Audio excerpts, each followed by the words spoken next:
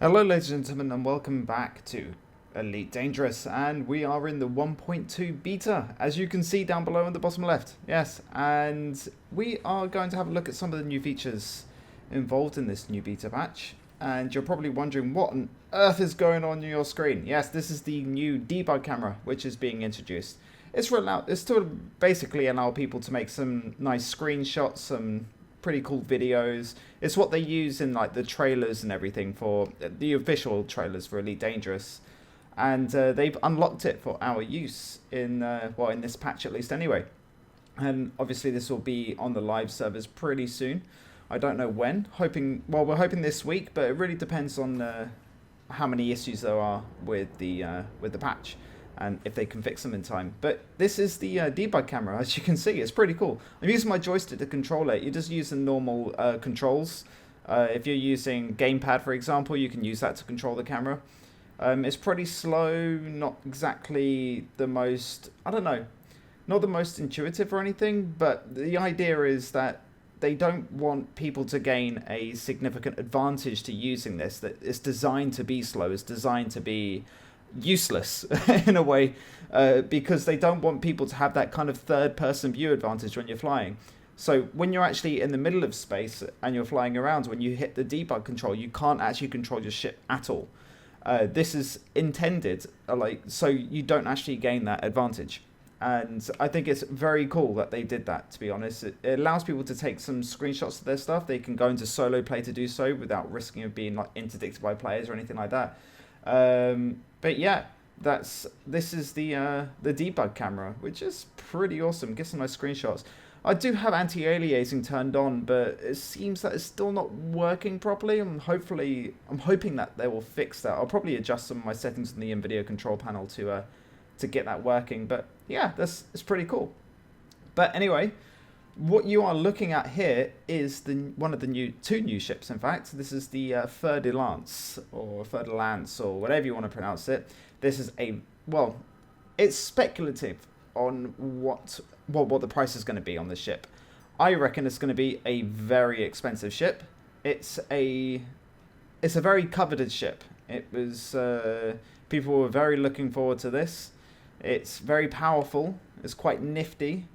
It's quite big, as you can see.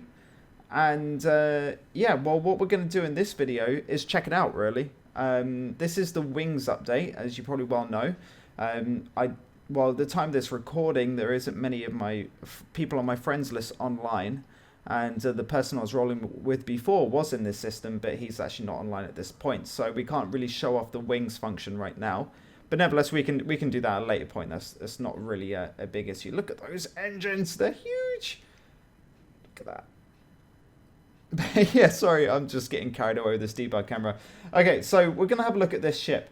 And we're going to see like how many points it has. It's, just have a look at its speed, its maneuverability, its power, everything like that. So we're going to go into the Starport services here, and we're going to go to the outfitting. So we have here, there's quite a lot of hard points on this ship actually, and I'm looking to just basically show you what this beast has to offer.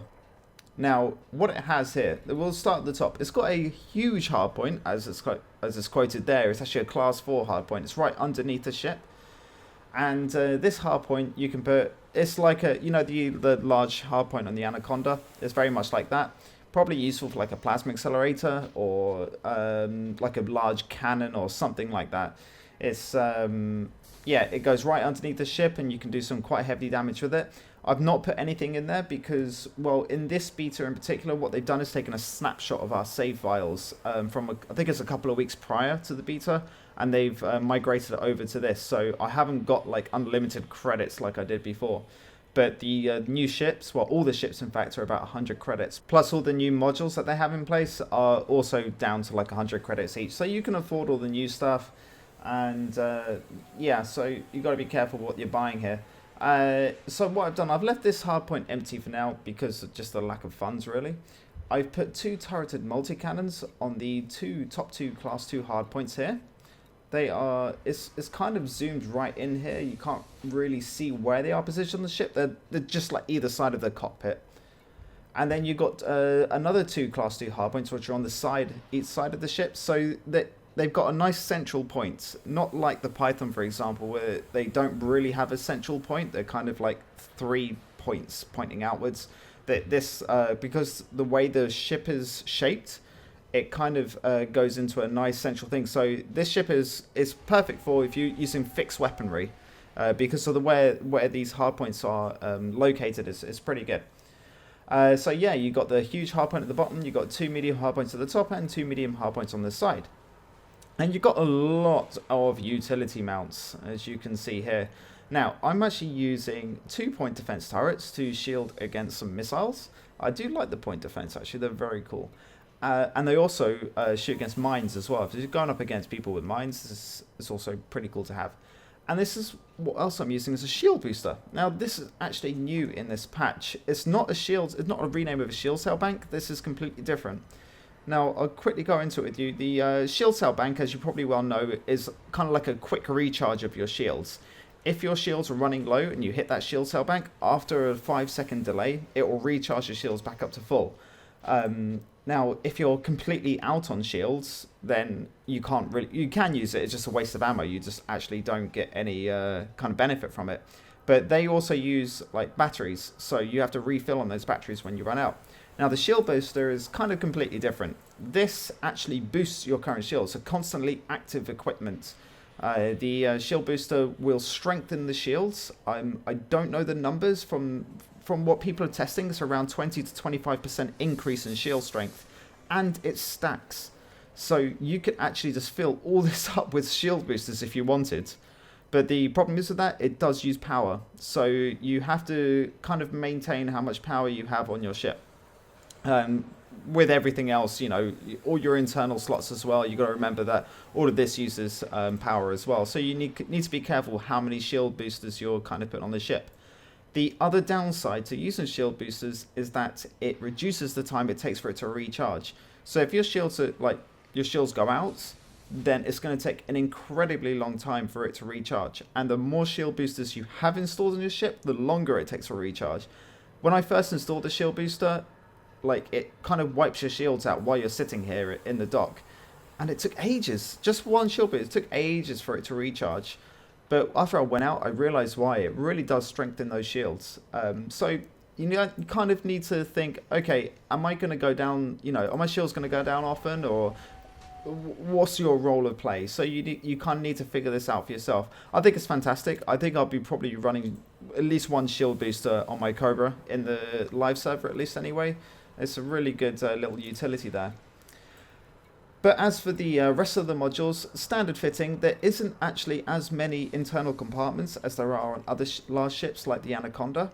But they do have kind of high class modules. So, for example, the thrusters are class 5, for example. The power plant is also a class 5. So you can get like better modules for this particular ship. Now, this ship is quite quick.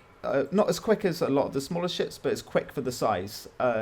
It's relatively maneuverable, not as maneuverable as, say, like the Sidewinder is or the Eagle, but for the size, it's pretty good at what it does. The drawback for this ship is that, first of all, its fuel tank, standard fuel tank, is a capacity of 8.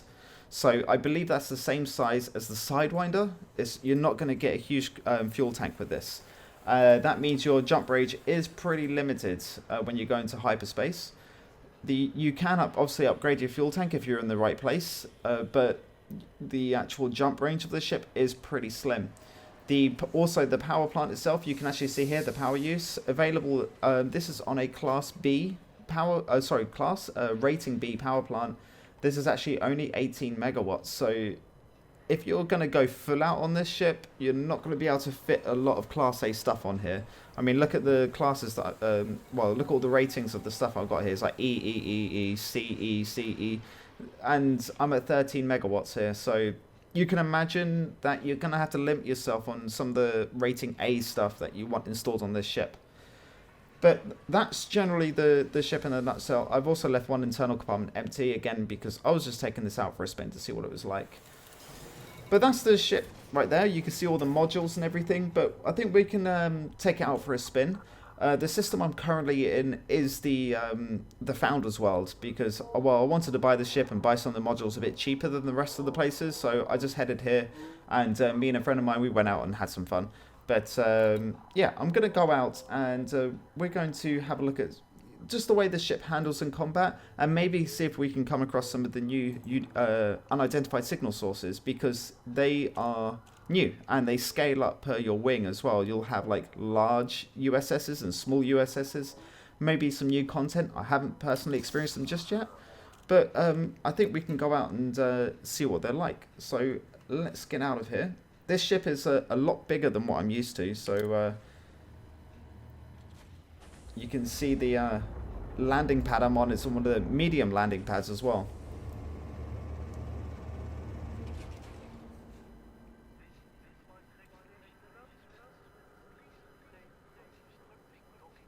Nice and slowly.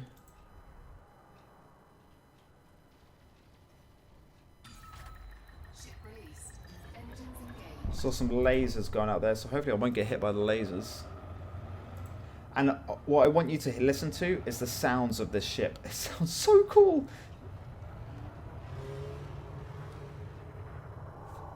Landing gear retracted.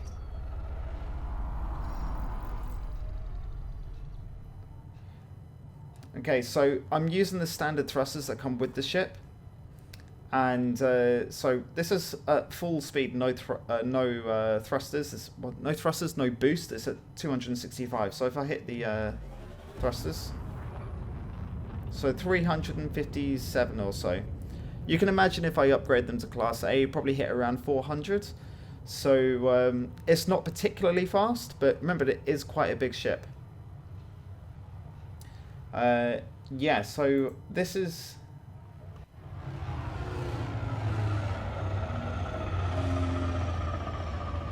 It sounds pretty awesome, doesn't it? Just the sound effects of this ship, just like, they make me tingle.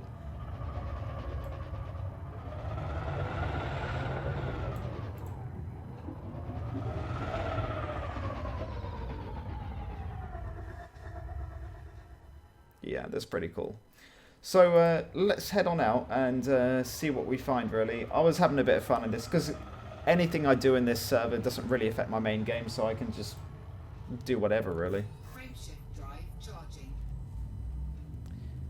You also may notice at the top left where my comms panel is, some new icons. We'll go through them while we're in Super Cruise. Alright, so let's have a look at this new comms panel at the top left. So they've made it a lot easier to check your notifications, chat to people. It's just so much easier. Like your new friends requests now appear in game, so you don't have to go to the menu to do so. They'll appear here. You can change some of the settings all in here as well. They've made it so much easier than before. It's pretty incredible. It's like when you're also assigned to, when you're in a wing as well, the default chat is the wing itself. They've also added with the chat local chat, which you can see here. That's a local system chat. So they've added system-wide chat, so you can call out to people if you need help, or it's like kind of, you know, whatever system you're in and you go into local, it's everyone else in that system is going to hear you scream, basically. They say that in space no one hears you scream, but in this game apparently they do. So that's pretty awesome that they've added that in there. Hopefully we won't get spammers in chat or anything, but we'll have to wait and see. Let's check out the galaxy map. They made a couple of small changes. No, I wonder if I'm going to be able to see. There we go. Okay, so they've added kind of like notifications, like where some of your ships are and where your friends are. Like you see here, one of my friends that's online is in LHS 3447, which I believe is one of the starter places. You've also got where I've got where my ships are stored. Like I got a ship stored in Nox and a ship stored in PLX 695. It makes it easier to track where all of your stuff is, which is pretty nice to have. Also, while I'm heading to this resource extraction site, I thought I'd tell you something about new heat changes. So you can see the heat temperature at the, let me see if I can zoom in, there we go. So at the bottom left, you can see my heat signature on the left, it's 26%. Now, they've adjusted this so that now you have kind of 3 levels of heat control. Now, below, if I zoom back in here, Now below the bars that you see at the top left, that's all within the nominal range. So that's kind of when no damage is done to your ship. Then the second bar that appears, you can see like kind of like a bar at the top left. Now this area, that means damage can be done to your modules. And beyond that, that third little chunk at the top, that means damages can be done to your hull. Now, that it won't reach any more than really like 100%. Like before, it would go up to like 500% temperature, but it won't do that anymore. But the time it takes you to reach, say, 500% before will take you that time to reach 100% on this as it is now. But it kind of gives you a more idea of your actual heat control in use, so you get a rough idea of what's actually happening rather than guessing, oh, I can go 300% without taking damage. It actually tells you now at what levels damage can be done to your ship. It's the same when you're fuel extracting, it'll kind of go up and it'll warn you if heat levels are getting too strong, or if you're shooting lasers too much, your heat levels are going critical, and then it'll say module damage is being done. So those are the new kind of heat changes that are in place. Okay, so we made it to the res, or resource extraction site. We are going to get our weapons out ready. Now, I'm stuck with the turreted multi-cannons. I actually quite like them. I know people say kind of stay away, but I don't know. I like them. I don't know why. I just do. But yeah, it just saves me the trouble of having to manually fire all the time and worrying about what targets I'm hitting and everything.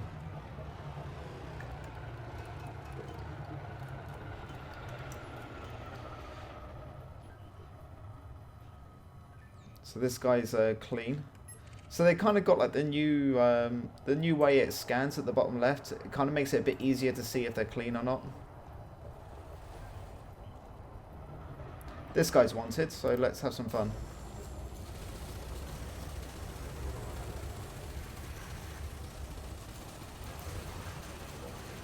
Now remember, I am using the shield boosters, so not much damage can be done to me, really.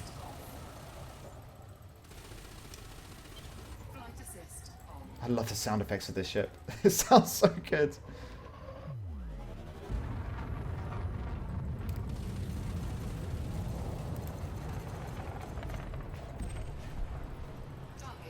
Lovely. They've also significantly reduced the amount of damage, the amount of cost that it takes to repair your ship now. So you can go out bounty hunting and not worry too much about the cost of repairs. It still costs money, but not as much as it did before. This guy's clean. Who are they shooting at? They're shooting at each other.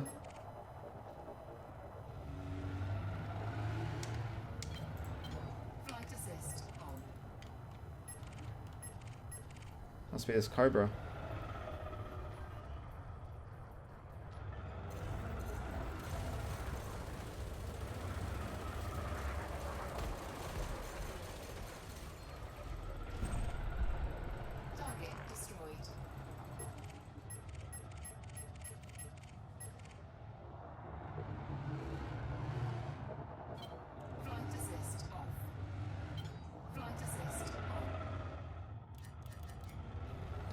So, it makes a lot of noise, this ship, as you can hear.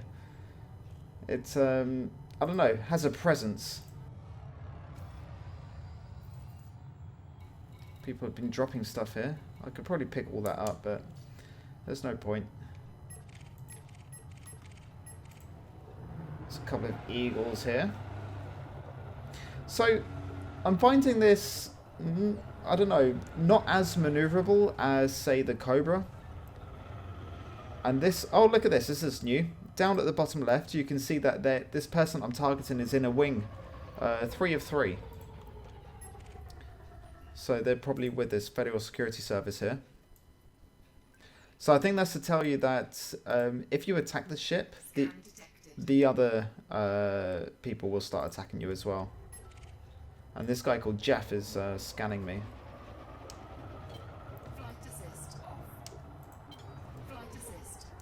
So Yeah, the maneuverability of the ship is not too bad, actually, considering that it's quite big. Obviously not as big as the Anaconda is, but larger than... But larger than most ships, that's for sure.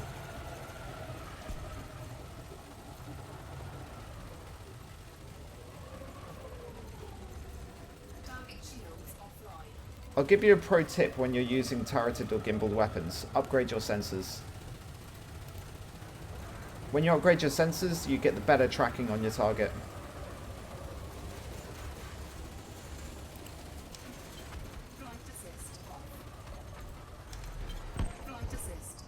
Very nice.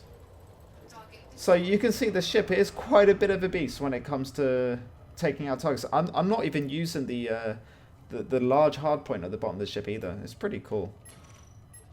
There's another wanted ship as well.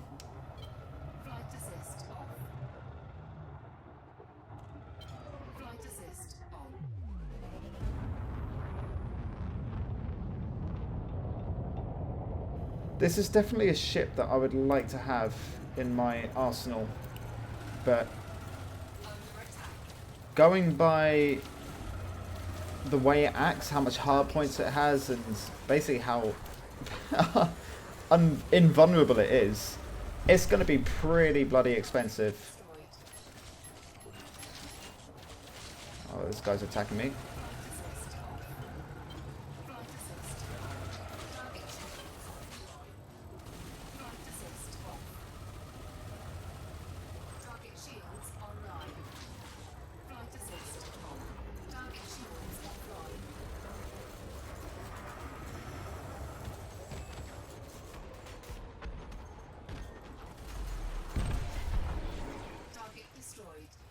So, I don't know why he started attacking me. Maybe he was, just got bored.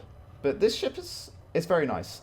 I can see it costing quite a bit of money. I'm guessing, judging from my experiences, guessing within the... I would say probably just under the Anaconda level of money. You're probably thinking, that's an insane amount of money. It is an insane amount of money, but this is an insane amount of ship right here. This is something to behold. I really like this ship. I mean, really like it. I'd love to have it in my... I'd love to have it in my shipyard, but it's going to be far out of my price range in the live servers. But it's very, very nice. It's quite quick. It's quite maneuverable. It has a lot of firepower. The only thing that is bad about it is like the jump range on this is very slow. It's very small. It doesn't have a massive jump range, unfortunately. It's got a small fuel tank, and yeah. So if you want to travel system to system, this is probably not the best ship to do it in. But if you are just in a local war zone or something, this is it's a lot of fun to fly. I gotta tell you. If you've got money to spare from your trading, go for it. I highly recommend this ship. It's very, very, very nice. So there it is, ladies and gentlemen, the Fer-De-Lance. Love the heat waves there. If you like this ship, buy it. Seriously, it's very, very cool. It's going to be very expensive. As I said, buy it in a system that you're going to be more or less stuck in, but apart from that, fantastic. And again, if you have any questions, comments, anything, leave it below.